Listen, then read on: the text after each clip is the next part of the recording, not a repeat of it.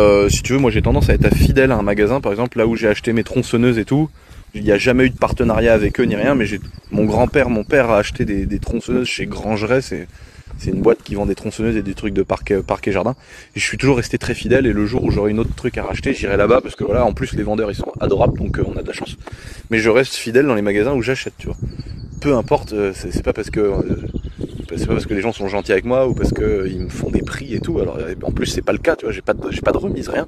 Mais je suis fidèle à un magasin où ça se passe bien, où tu sais qu'il y a un SAV, où tu sais que c'est top. Et ça c'est l'exemple parfait, le magasin de tronçonneuse, parce que je travaille pas avec eux, j'ai pas de partenariat, ils me font pas de prix, ils m'offrent pas des trucs, mais ils sont agréables et professionnels, et c'est la seule chose qu'on demande à un magasin, tu vois. Et donc c'était la même chose avec mon pote qui était en BTS dans ce magasin de matelas. Et donc je suis toujours resté fidèle, et j'ai toujours acheté mes matelas, le matelas de ma mère, le matelas de mon magasin de moto, le matelas de mes morts, tu vois ce que je veux dire, j'ai toujours acheté mes matelas là-bas. Et donc je vais m'acheter un nouveau matelas, et le mec, j'arrive, je dis bah bon, tu sais, je suis pas un chineur, mais tu sais, j'achète des matelas depuis 10 ans là-bas. Et enfin pas 10 ans, j'exagère, mais pas loin quand même. Ouais, pas loin de 10 ans. Et je dis bah voilà, est-ce que je suis fidèle, quoi? Est-ce que je peux avoir est-ce qu'il y a moyen d'avoir un prix ou pas? C'est une question, tu vois. Je suis pas en train d'essayer de racoler un truc.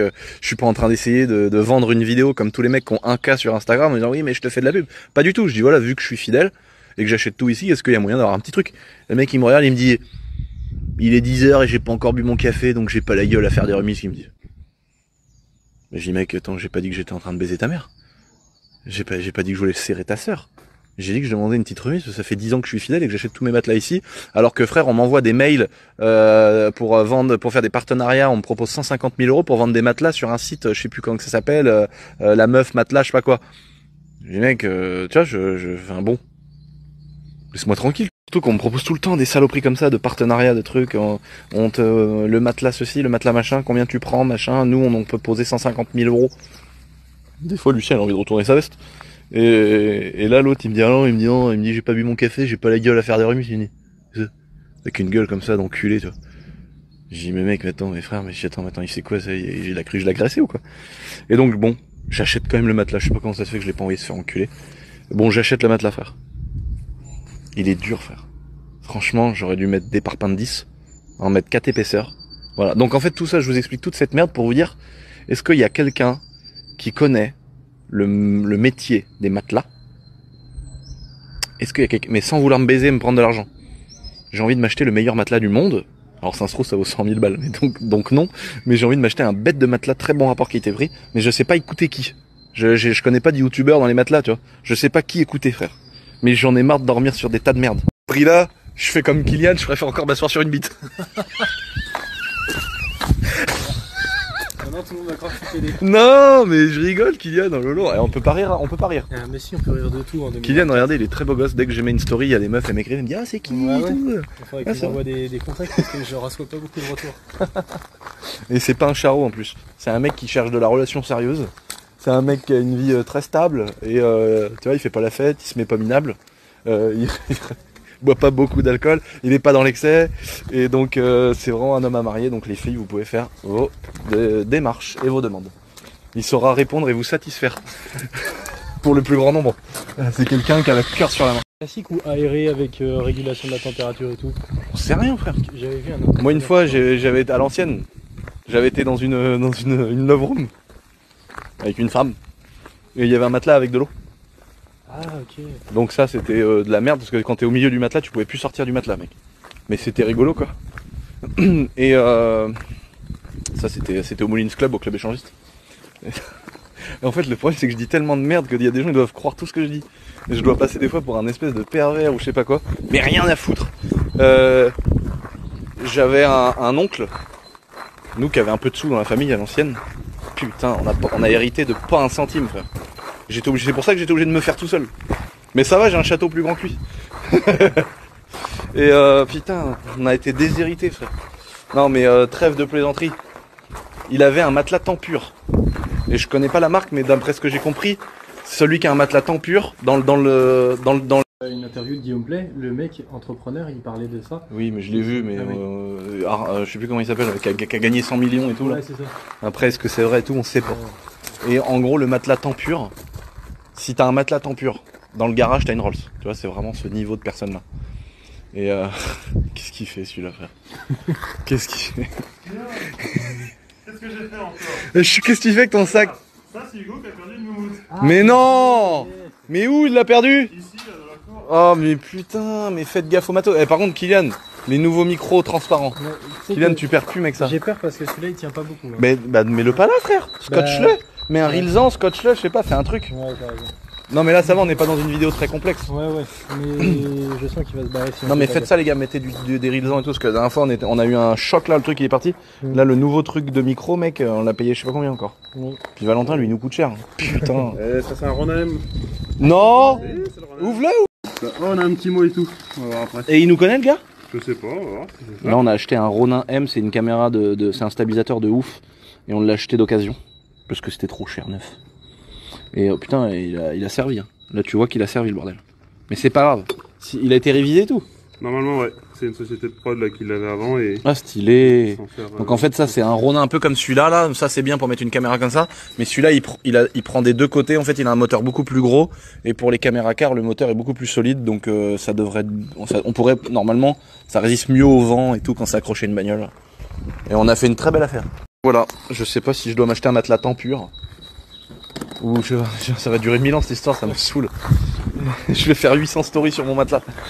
Mais faudrait que je connaisse quelqu'un qui veut pas m'arracher de l'oseille et qui est capable de me dire mec c'est ça qu'il te faut. Vu que t'es gros Lucien, vu que t'es obèse, vu que je suis obèse, est-ce qu'il y a une spécificité due à ma forte corpulence et à ma panse de Depardieu? Est-ce que est-ce qu'il faut qu'il y ait un creux pour que ma panse elle rentre? Je sais pas frère. Je me pose 1000 questions. J'ai juste envie de bien dormir. Les amis, j'espère que vous allez bien. Putain. Regardez-moi ça là. Notre petite auto elle est sur le plateau. Chaud chaud chaud ça cogne. On vient de finir le tournage aujourd'hui, j'ai eu une journée épuisante parce qu'il y a un truc qui est horrible à vivre. Et ça m'est arrivé que quelques fois dans ma petite carrière de youtubeur, le merdeux là, qui suit des beats. C'est une galère de caméra. Et là on a fait une vidéo mec pendant 1h30, un truc comme ça, à filmer. Et la caméra plante. Et on perd tout. Sauf qu'en plus, dans cette vidéo, il se passe des trucs cool. Comme par hasard, il y a un pote à moi qui arrive comme un enculé. Enfin, tu vois, il y a vraiment des trucs fun qui ont été filmés sur le vif. Et au bout d'une heure et demie de tournage, tu sais, où je suis à fond dans mon truc et tout, machin, la vidéo, elle a tout niqué, frère. La caméra, elle a tout niqué. Je te cache pas qu'il y avait un énorme seum. Il y avait un énorme seum. Et donc ça m'a foutu le seum. Mais du coup j'ai réenchaîné direct, j'ai dit vas-y nique sa mère. Je me suis enquillé, tu vois, un rail de coke frère et terminé. Non je rigole, j'ai pris une Red Bull. C'est la même chose en mode t'es une tapette. Mais non, en mode t'as pas envie de mourir surtout. Mais en gros j'ai réenchaîné et là je viens de finir. Mais ça doit être horrible. Et en fait il y a d'autres métiers comme ça où ça doit être horrible. Moi ma mère elle rempaillait des chaises avant, elle faisait du canage. Et une fois, en fait, c'est un fil qui fait tout le siège de la chaise. Ma mère, elle passait, je sais plus combien, mais je crois c'est une chaise. Elle mettait une journée à faire une chaise, tu vois. Et je sais pas, genre elle avait fini sa chaise à 90%. Et là, le fil a pété au milieu. Mais tu peux pas bricoler. Fallait tout refaire, mec. Mais elle s'en est arraché les cheveux. Elle pleurait de colère, elle tremblait et tout. Et je sais que dans des métiers, il y a des trucs frustrants comme ça qui te bouffent la vie, quoi. Et bah moi, là, c'est ça. Et il doit y avoir des métiers, mec, où je pense à des mecs, tu sais, des banquiers ou des gens qui font visiter des maisons, tu sais, où tu t'es fait chier à faire passer un dossier pour que ton client, ça soit accepté. Au dernier moment, ce connard, il change d'avis, mais tu dois avoir envie de lui fumer la gueule, quoi. Tu vois. Ou tu sais, t'es là, t'as vendu une voiture, un vendeur de voiture, où le mec, t'as négocié, tu sais, limite, t'es à deux doigts de passer pour un con avec ton patron, parce que t'as voulu arranger un client, machin, et au dernier moment, le mec, il dit, oh, bah non, finalement, non. Mais ça doit rendre fou, mec. Et là, nous, on est là, on filme, on fait des trucs, on prend des risques et tout, machin. Et là, la caméra, elle met reset, carte SD. Et mec, la caméra, j'ai envie de lui mettre 2 coups de fusil, tu vois. Ça rend fou, des trucs comme ça. Il doit y avoir des métiers où c'est horrible, tu sais. Et il doit y avoir des trucs où c'est encore vraiment, vraiment horrible parce que nous, bah, c'est pas grave, si tu veux, on a perdu du temps. Mais tu sais, des gens qui sauvent des vies. Je pense aux pompiers, aux urgentistes et tout. T'es là, t'as réanimé un mec, tout, machin, il meurt et tout, ça doit être horrible. Il y a une opération, genre les chirurgiens, tu sais. Genre il y a une opération de 8 heures à cœur ouvert et au dernier moment, je sais pas, t'oublies un tournevis dans le mec et il meurt, tu vois. Enfin, j'exagère, mais tu vois ce que je veux dire. Le mec, Non, tu vois, le chirurgien, il a opéré le mec pendant 8 heures, et il s'est mangé la vie, il a sauvé la vie du mec. Et le mec, en fait, 3 mois après, tu vois qu'il refume, qu'il reboit de l'alcool, il se met des grosses races. Là, t'as envie de lui dire, eh, gros, t'as pas l'impression de te foutre de ma gueule? Il y a un mec, il est mort, gros, il a donné ses organes, toi, tu t'es fait transplanter, et t'es là, tu refais la bringue. T'as pas l'impression de nous prendre un peu pour des cons?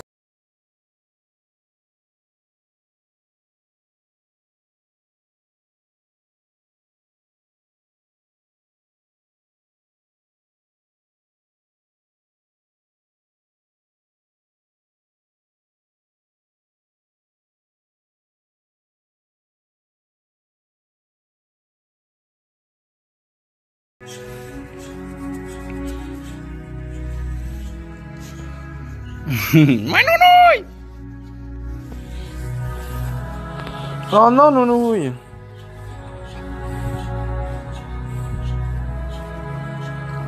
Oh.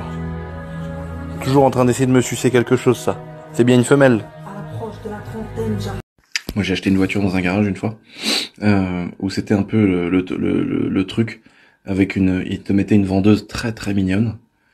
En plus, tu sais, qui rentrait, il y avait, tu sais, c'est calculé de ouf. Elle est un peu sexy, mais pas trop vulgaire, tu vois, mais un peu sexy quand même. Donc le mec, il arrive là-dedans, frère. Quand il revient signer le bon de commande, il est sans sa femme, tu vois. Et il commence à dragouiller, tu vois, parce que c'est un charognard. Et du coup, la meuf, elle lui dit, mais l'autre, mais oui, est-ce qu'il y a moyen d'avoir une remise sur la voiture? Mais monsieur, si vous avez pas l'argent d'acheter une Porsche, faut acheter une série 3. Et là, le mec, il se fait piquer dans son ego de, tu sais, de je veux montrer que j'ai de l'argent, machin, comme tous ces cassos de merde qui achètent des voitures de riches. Et donc le mec, il se sent piqué. Mais non, mais j'ai de l'argent, pas de souci. Et donc déjà, les voitures, elles sont vendues plein pot, zéro remise, zéro truc. Donc déjà, en termes de marge, c'est le top. Et puis les mecs, après, ils sont tous là à croire un truc. Ils arrivent avec des bouquets de fleurs et tout. Dans quel monde on vit? Ouais, bonjour, monsieur, c'est Jean-François. T'appelles Jean-François, toi. T'appelles Jean-François. Oh, t'exagères un petit peu quand même, là, non? C'est pas grave, hein. T'as le droit de me dire, t'as le droit de m'avoir menti pour la première fois, on se connaît pas encore. Et la dernière fois, je suis tombé sur un gars mortel comme ça, où j'ai dit ça, j'ai dit, bon, moi j'ai dit, monsieur, vous appelez pas comme ça quand même. Et là, il me dit, non, non, je m'appelle Karim. Il me dit, c'est quoi vous fumez derrière? Ce qu'il entendait la chicha. Et là, on a commencé à parler. Il me dit, ah, essaye, ment 13 ans et tout. Mais on est parti dans une discussion lunaire où le gars, il voulait me vendre une espèce de truc de compte personnel de formation. Ça a fini où il m'a dit, là, moi, je débauche dans 1 heure. Je vais me faire une petite ment 13 ans à la maison. Et il me dit, ouais, c'est vrai, je m'appelle Karim. C'est incroyable, frère. C'est incroyable. Il y avait Ralid qui était à côté. Il a vécu la situation. C'était lunaire.